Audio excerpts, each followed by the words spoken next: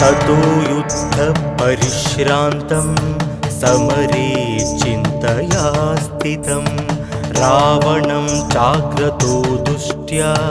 युद्धाय समुपस्थितं दैवतेश्च समागम्य द्रष्टुमभ्यागतो रणम् उपागम्य भविद्राम मगस्त्यो भगवान् ऋषिः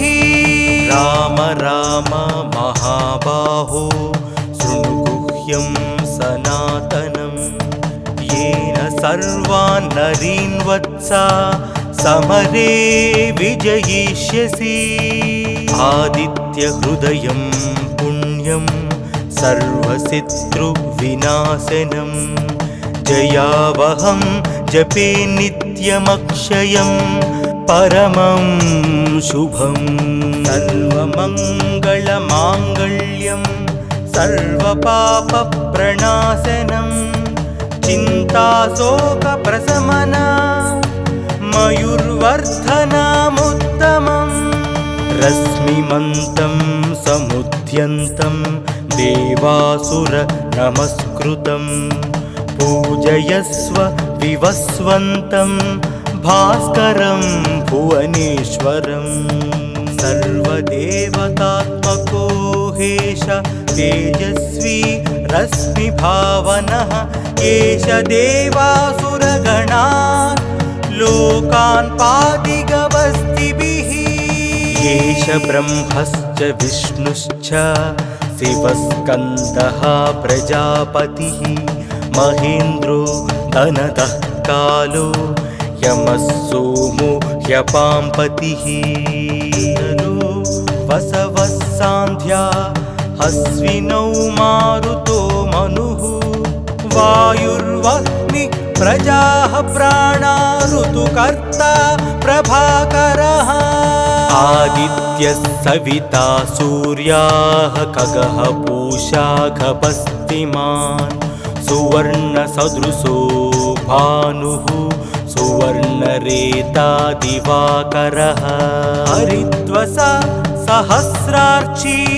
सप्तसप्तिर्मरीचिमान् तिमिरोन्मथनशम्भु सप्ताष्टमार्ताण्डां सुमान् हिरण्यगर्भशिशिरसप्तनो भास्करो रविः अग्निगर्भोदितेः पुत्रा शङ्कः शिशिरनाशनः व्योमनाथस्तमो वेधी रुग्मजु सामपारगः घनवृष्टिरपामित्रो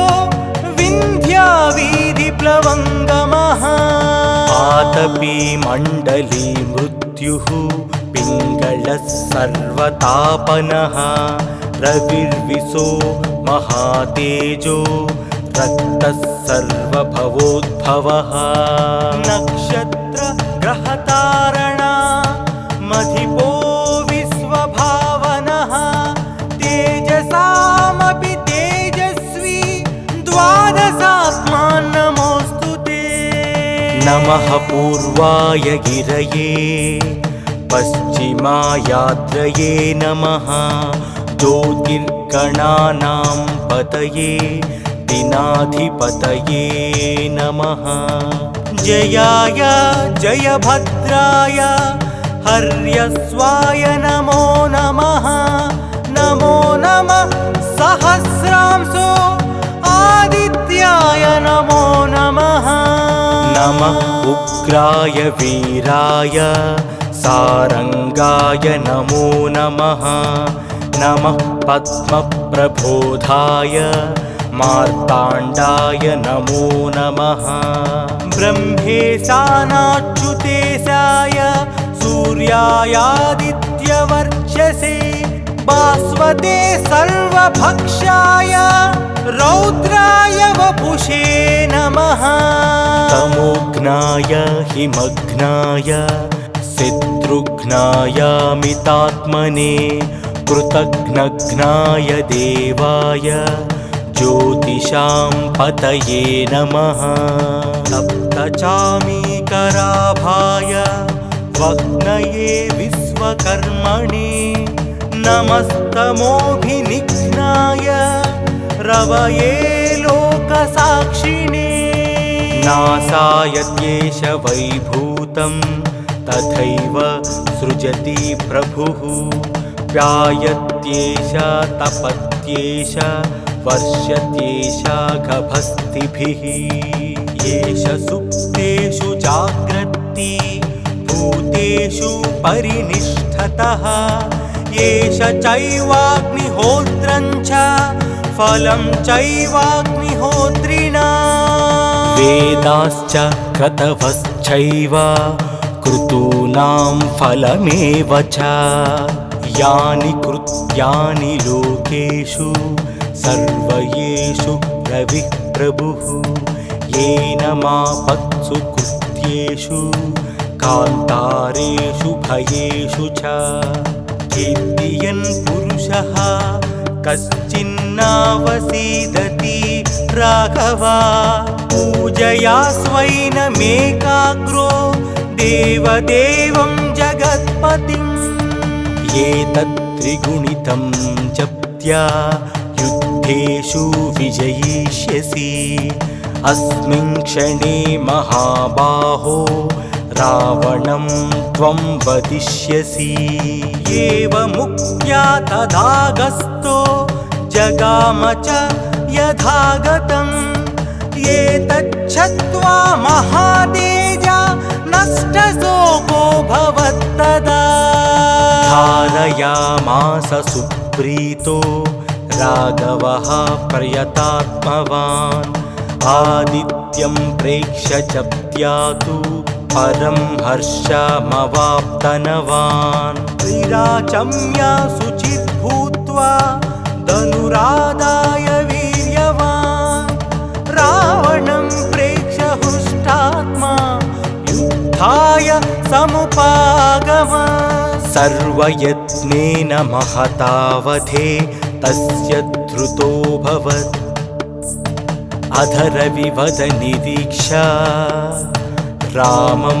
मुदितमानः परमं प्रहृष्यमाणः निशिचरपति संशयं विदित्वा सुरगणमध्यगतोत्सर्वरेति ಶ್ರೀ ಸೂರ್ಯನಾರಾಯಣ ಮೇಲುಕು ಹರಿ ಸೂರ್ಯನಾರಾಯಣ ಮೇಲುಕು ಶ್ರೀ ಸೂರ್ಯನಾರಾಯಣ ಮೇಲುಕು ಹರಿ ಸೂರ್ಯನಾರಾಯಣ ಮೇಲುಕು పొడుస్తూ బాణుడు పున్న పువ్వు ఛాయ పున్న పువ్వు మీద పొగడ పువ్వు ఛాయ పొడుస్తూ బాణుడు పున్న పువ్వు ఛాయ పున్న పువ్వు మీద పొగడ పువ్వు ఛాయ శ్రీ సూర్యనారాయణ మేలుకు హరి సూర్యనారాయణ మేలుకు శ్రీ సూర్యనారాయణ మేలుకు హరి సూర్యనారాయణ మేలుకో ఉదయిస్తూ బాణుడు ఉల్లి పువ్వు ఛాయ ఉల్లి పువ్వు మీద ఉగ్రంపు పొడి ఛాయ ఉదయిస్తూ బాణుడు ఉల్లి పువ్వు ఛాయ ఉల్లి పువ్వు మీద ఉగ్రంపు పొడి ఛాయ శ్రీ సూర్యనారాయణ మేలుకు హరి సూర్యనారాయణ మేలుకు శ్రీ సూర్యనారాయణ మేలుకు హరి సూర్యనారాయణ మేలుకు గడి ఎక్కి బాణుడు కండబా పువ్వు ఛాయ కంబా పువ్వు మీద కాకరి పువ్వు ఛాయ గడి ఎక్కి బాణుడు కంబ పువ్వు ఛాయ కంబ పువ్వు మీద కాకారి పువ్వు ఛాయ ಶ್ರೀ ಸೂರ್ಯನಾರಾಯಣ ಮೇಲುಕೋ ಹರಿ ಸೂರ್ಯನಾರಾಯಣ. జామెక్కి బాణుడు జాలిపోవు ఛాయ జాలిపోవు మీద సంపంగి పూఛాయ. జామెక్కి బాణుడు జాజిపోవు ఛాయ జాజిపోవు మీద సంపంగి పూఛాయ. శ్రీ సూర్యనారాయణ మేలుకో హరి సూర్యనారాయణ మేలుకో శ్రీ సూర్యనారాయణ మేలుకో హరి సూర్యనారాయణ మేలుకో. మధ్యాహ్న బాణుడు మల్లె పువ్వు ఛాయ మల్లె పువ్వు మీద మంకేన పూఛాయ. మధ్యాహ్న బాణుడు మల్లె పువ్వు ఛాయ మల్లె పువ్వు మీద మంకెన్న పూఛాయ. శ్రీ సూర్యనారాయణ మేలుకో హరి సూర్యనారాయణ మేలుకో శ్రీ సూర్యనారాయణ మేలుకో హరి సూర్యనారాయణ మేలుకో. ముద్దు జాముల బాణుడు ముగలి పువ్వు ఛాయ ముగలి పువ్వు మీద ముత్యము పూఛాయ. ముత్తుల జాముడు బాణుడు ముగలి పువ్వు ఛాయ ముగలి పువ్వు మీద ముత్యంపు పూఛాయ. శ్రీ సూర్యనారాయణ మేలుకో హరి సూర్యనారాయణ మేలుకో శ్రీ సూర్యనారాయణ మేలుకో హరి సూర్యనారాయణ మేలుకో. అష్టమాన బాణుడు ఆవు పూఛాయ ఆవు పువ్వు నందల అద్దంపు పూఛాయ. అష్టమాన బాణుడు ఆవు పూఛాయ ఆవు పువ్వు మీద అద్దమ్ము పూఛాయ. శ్రీ సూర్యనారాయణ మేలుకో హరి సూర్యనారాయణ మేలుకో శ్రీ సూర్యనారాయణ మేలుకో హరి సూర్యనారాయణ మేలుకో. వాలుతూ భానుడు వంపగ పువ్వు ఛాయ వంపగ పువ్వు మీద వజ్రము పూఛాయ. వాలుతూ భానుడు వంపగ పువ్వు ఛాయ వంపగ పువ్వు మీద వజ్రము పొడి ఛాయ. శ్రీ సూర్యనారాయణ మేలుకో హరి సూర్యనారాయణ మేలుకో శ్రీ సూర్యనారాయణ మేలుకో హరి సూర్యనారాయణ మేలుకో. గుంకుతో భానుడు గుమ్మడి పువ్వు ఛాయ గుమ్మడి పువ్వు మీద కుంకుమ ఛాయ. గుంకుతో భానుడు గుమ్మడి పువ్వు ఛాయ గుమ్మడి పువ్వు మీద కుంకుమ ఛాయ. శ్రీ సూర్యనారాయణ మేలుకో హరి సూర్యనారాయణ మేలుకో శ్రీ సూర్యనారాయణ మేలుకో హరి సూర్యనారాయణ మేలుకో. శ్రీ సూర్యనారాయణ మేలుకో హరి సూర్యనారాయణ మేలుకో శ్రీ సూర్యనారాయణ మేలుకో హరి సూర్యనారాయణ మేలుకో హరి సూర్యనారాయణ మేలుకో హరి సూర్యనారాయణ మేలుకో.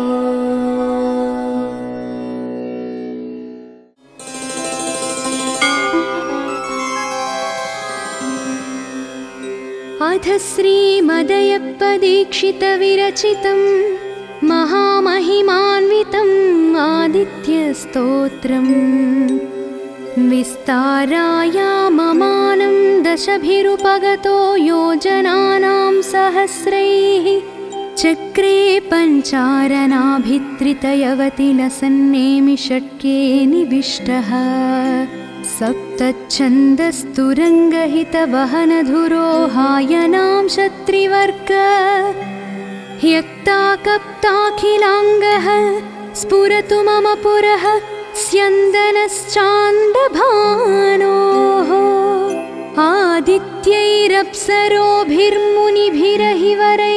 आदित्यैरप्सरोभिर्मुनिभिरहिवरैर्ग्रामणीयातु धानैः गन्धर्वैर्वाखिलैः परिवृतदशमांशस्य कृत्स्नं रथस्य मध्यं व्याप्याधितिष्ठन्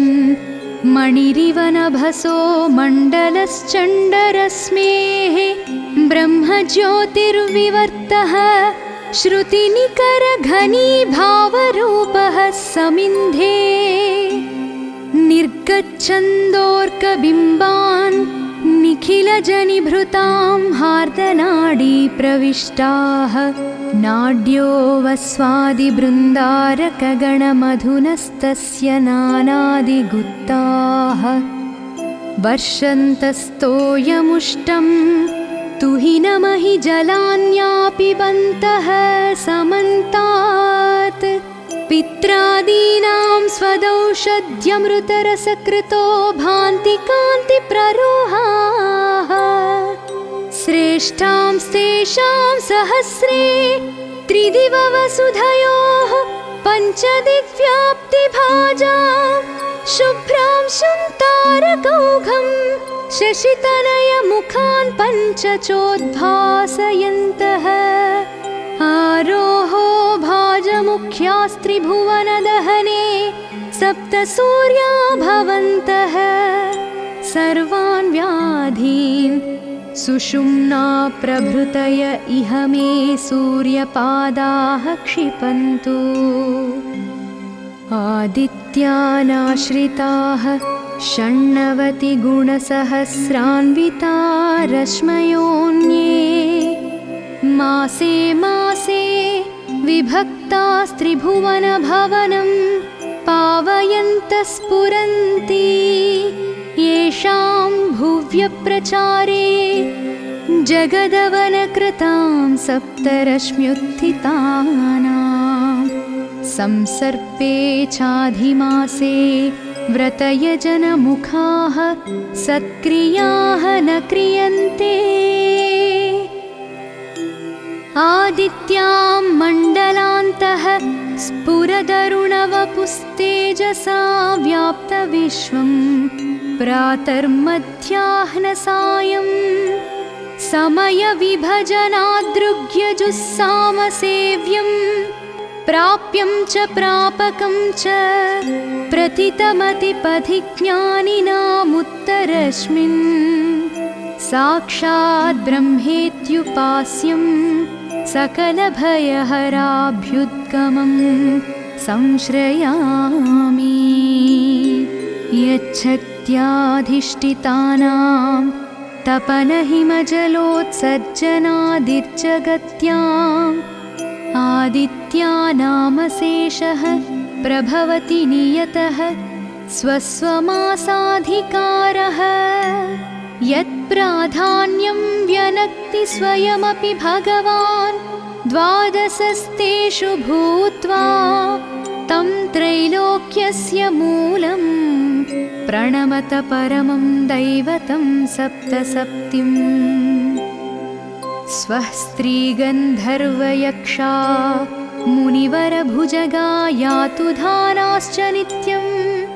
नृत्यैर्गीतैरभीषु ग्रहनुतिवहनैरग्रतः सेवया च यस्य प्रीतिं वितन्वन्त्यमितपरिकरा द्वादश द्वादशैते हृद्याभिर्वालखिल्याः सरणिभणितिभिस्तं भजे लोकबन्धुं ब्रह्माण्डे यस्य जन्मोदितमुषसि परब्रह्ममुख्यात्मजस्य ध्येयं रूपं शिरोदोश्चरणपदजुषा व्याहृतीनां त्रयेण तत्सत्यं ब्रह्म पश्याम्यहरहमभिदं नित्यमादित्यरूपं भूतानां भूनभत्स्वः प्रभृतिषु वसतां प्राणसूक्ष्मांशमेकम् आदित्ये लोकचक्षुष्यवहितमनसां योगिनां दृश्यमन्तः स्वच्छस्वर्णाभमूर्तिं विदलितनलिनोदारदृश्याक्षियुग्मं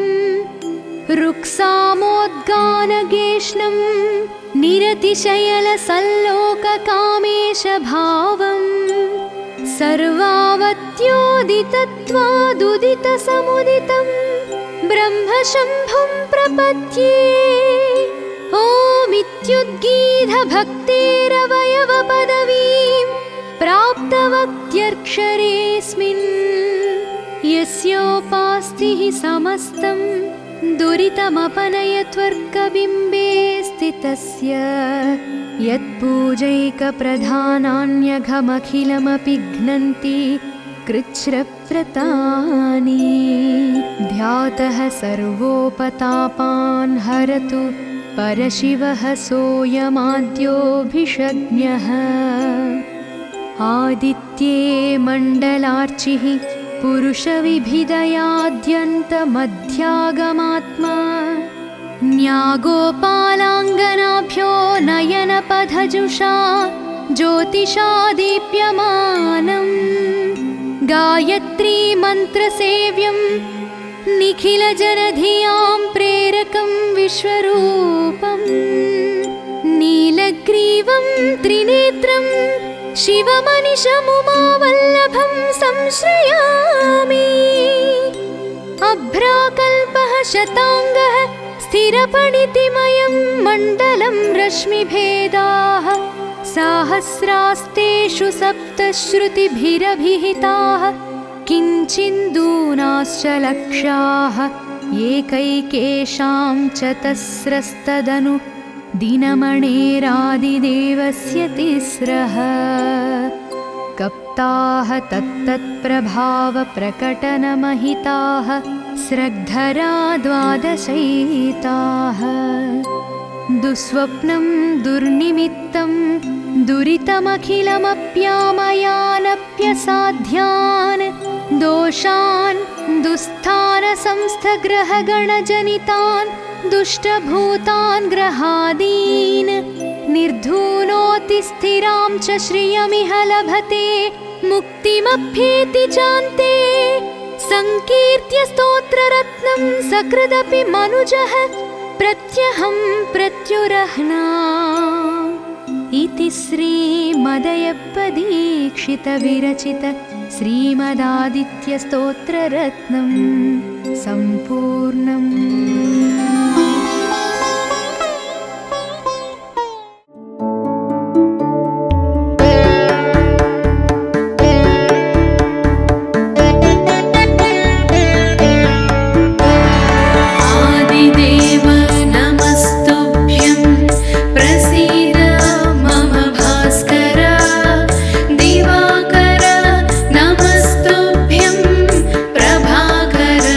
नमोस्तुते।